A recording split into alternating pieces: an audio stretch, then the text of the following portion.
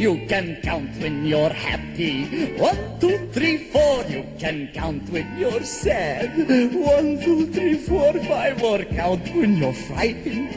1, 2, 3, 4, 5, 6. Count when you're mad. 1, 2, 3, 4, 5, 6, 7, 8, 9. Counting is wonderful. Counting is marvelous. Counting's terrific. And how?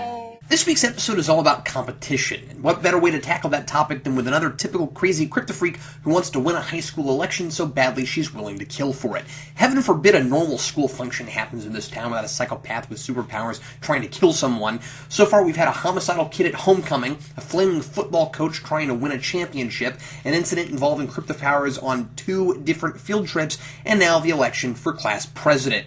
This just scratches the surface. We've still got another 3 years of high school to go after this. So Sasha is the most uptight kid imaginable and has it in her head that if she doesn't get elected class president, she won't get a good scholarship and her parents will disown her or something. Turns out she was stung by a lot of bees infected with kryptonite a while back, and now she has the power to control them. There's some BS explanation about how because she was allergic and so many stung her at once, she has powers and no one else stung by bees in Smallville since the meteor shower does. It's looking like she doesn't have a chance at winning because, well, she's kind of obnoxious and her main competition is the head cheerleader and a really smart Asian kid. So yeah, in this well-established land of superficiality and kids oblivious to obvious stereotypes, of course, she's going to lose. She decides the only way to get a leg up is to use her bee-controlling power to attack the other candidates, though she politely asks them to drop out before she does this. She wouldn't want to come off as an unreasonable insect-controlling nutjob or anything. She puts the other 2 in the hospital, but then she has to contend with Clark, who's running because Pete decided he ought to and put up posters everywhere without even asking him. At first, Clark isn't even interested, and he's worried about being too far in the spotlight with his powers and everything, although he was pretty willing to look past all that to go out for football. But then Lana tells him he has her vote, and suddenly he's ready to be president. Lex is too, except, the actual president, but he's not really old enough yet, what with only being 22 and all, and wait, there's some alternate reality where he's president only 6 years later? But don't you have to be 35 to be... Oh, sorry, I skipped ahead. We'll get there. So in an attempt to impress the diehard fan base and to be clever and ironic and all of that, Clark borrows a phrase Lex uses, the man of tomorrow, as his campaign slogan, though he has no idea what he's doing or how he stands on any issues. Chloe thinks that's a problem because, well, it is, and Clark gets angry with her for endorsing Paul, a more suitable candidate. Meanwhile, a reporter from the Metropolis Journal, Carrie Castle, shows up to do a story on Lex. She claims it'll be fair and balanced and show him in a more positive light than the other papers, but she just tries to slander him because Lionel paid her to. Looks like Lionel's still doing everything he can to run Lex out of Smallville like he has been the previous 2 episodes, but Lex is naturally too smart for her and kills the article with an impressive bribe of a corner office and a promotion at the Journal. When she asks what the catch is, he just tells her, "Now if anyone tries to blackmail you, you'll have something to hide." By the way, Carrie Castle is sure a Superman-sounding name, isn't it? I had to look that up just to make sure she wasn't a comic book character already, but no such luck. Oh, and the other B story, well, I guess there are 3 B stories. The A story, which is actually about real bees, and 2 other minor stories, which aren't about bees, but can appropriately be referred to as B stories, or maybe a B and a C story. Anyway, it's about Lana trying to keep from being put out of business by the other coffee shop in town, the Beanery, so Lex tells her to get creative. She finds out about health violations, and she puts them out of business. Which, considering their actual health violations, isn't really underhanded, as she calls it, so much as, common sense. At the end, Sasha can't keep control of the bees and they turn on her. Clark saves her and she goes to the hospital. There's a party for Paul, who won the election, at the Talon. Lex says he wants to be president, not the school president, as important as this episode would like us to believe that is, but, the president of the United States. Then credits.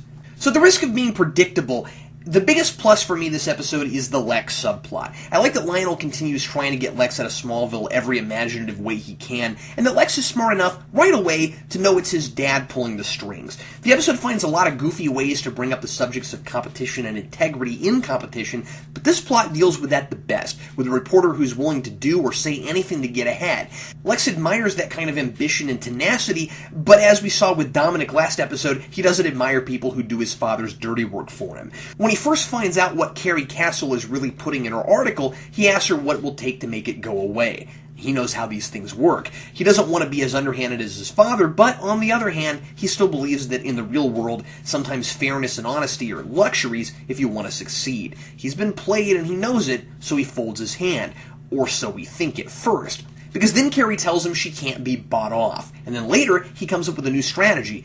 Or maybe it was his plan all along. That's what's great about Lex. You can never tell exactly when he's improvising or when he pretends to be out of moves because he knows what his opponent will do next. He tries some positive reinforcement. If she'll stop the article, he can pull strings to get her a better job. He hurts her by giving her exactly what she wants. She doesn't even have to publish a smutty article to get ahead in her career, but now she has a skeleton in her closet. And that's how Lex is going to make her pay for it. Lex's philosophy is that in a competition, you have to get your hands dirty. And he even tells Lana that in this very episode. But the key is to make sure you're better at that than the other guy. Lex has already done some pretty underhanded things this season, but we still believe he's trying to be a better man and stick to his principles because he only does this sort of thing when somebody pushes him first. That doesn't make what he does right, necessarily. Remember, he put a guy in a trunk last episode. But he also gets in difficult and unusual predicaments than most of us can imagine being in, just because of his last name. And so we can understand to a point why he does some of the things he does. Plus, he's so clever about it, it's fun to watch, despite the moral ambiguity. Probably the best line in the episode is when Carrie quotes a professor she had in college, saying, "If you want to bring down Goliath, you better know his Achilles heel." And Lex responds with, "I see they like to mix metaphors at East Tennessee Community College."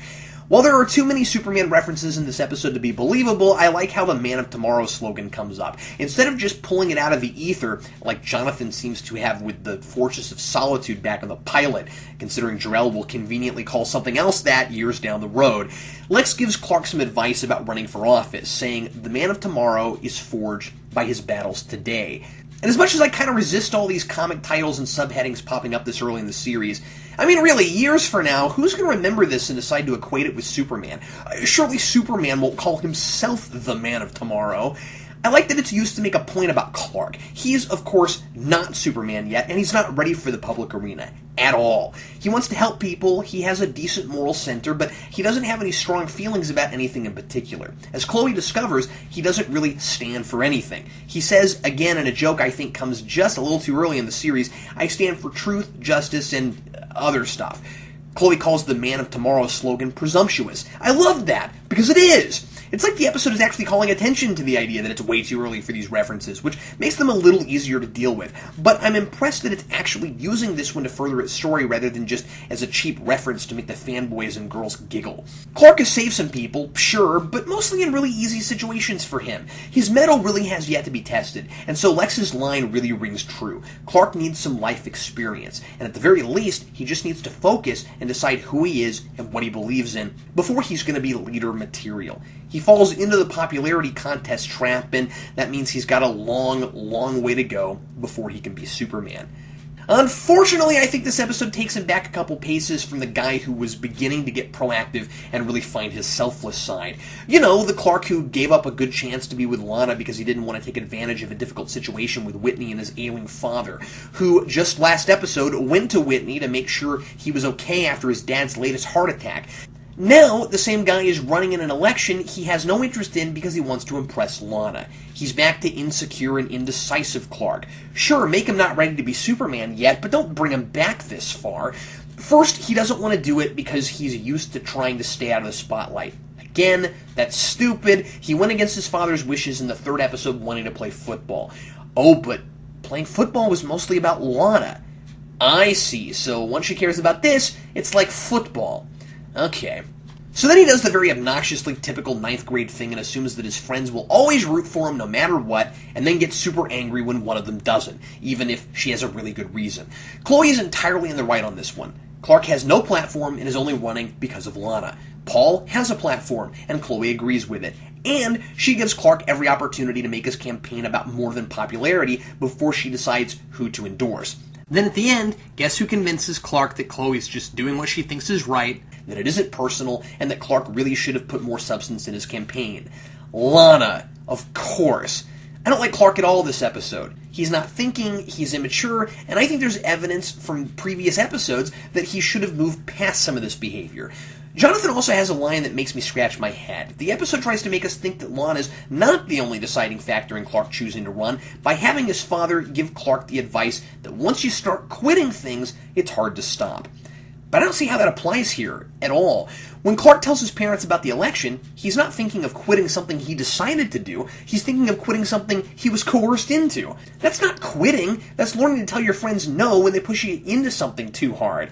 You kind of missed your mark on that one, Jonathan.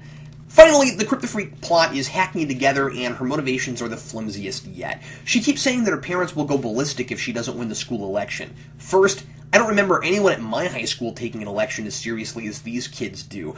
Secondly, only one person can win, so there must be other good ways to make sure you get scholarships. Third, I'm not sure if she's in the same class as Clark and Chloe, but if so, freshman year is awfully early to be thinking that hard about scholarships.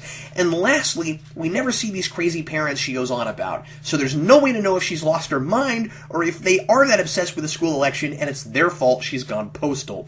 The episode uses the power to control bees as a metaphor for the drones people can be when choosing leaders, when they're not using their brains to make an informed decision. And at the end, she loses her bees at the same time as she's losing the election when her plan to take Clark out with the rest of the other candidates backfires. And that could have been a fun idea, if not pretty on the nose, had she been good at subtle manipulation rather than just concocting a really dumb plan to take everyone out.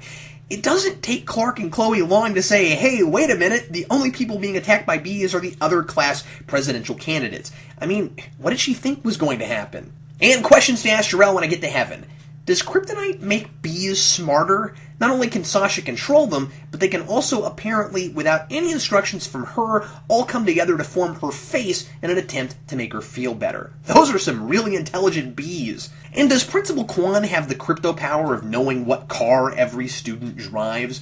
When Felice gets attacked by bees in her car, Kwan says her name, looking at tinted glass and having no idea what's happened to her before he even opens her door. Unless the poor guy has nothing better to do all day but memorize his students' license plate numbers.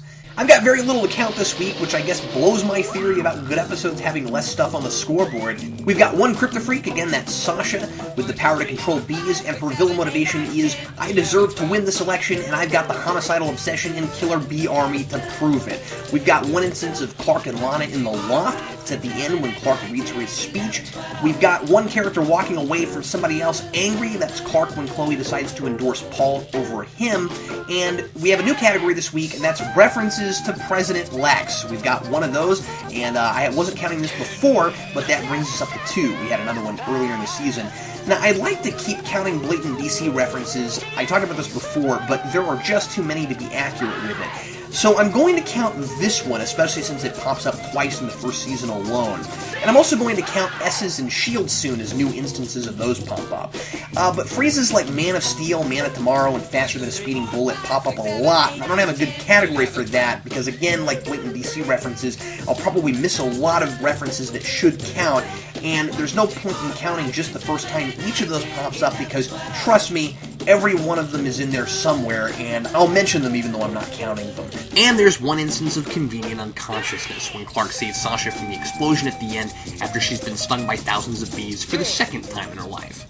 I'm going to give Drone a 1.5 out of 4. Some decent Lex stuff and entertaining on a level of ultra silliness, but the Kryptofreak's character is really weak, and so is Clark. Was there anything I missed in any categories? Send me a personal message on Geekvolution, and I'll be sure to add it to the count. I'm Captain Logan, and consider this episode counted.